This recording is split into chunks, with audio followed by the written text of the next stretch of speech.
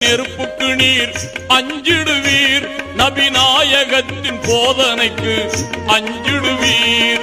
திருக்குர்ஆன் வழிதனிலே நடந்திடுவீர், நாட்டின் தீமையெல்லாம் அழிந்திடவே செயல் புரிவீர். வாயொன்று சொல்லுதே மனமொன்று சொல்லுதே, வாயொன்று சொல்லுதே மனமொன்று சொல்லுதே. ஏன் இந்த இழிநிலை கூறுவீர், ஏன் இந்த இழிநிலை கூறுவீர்?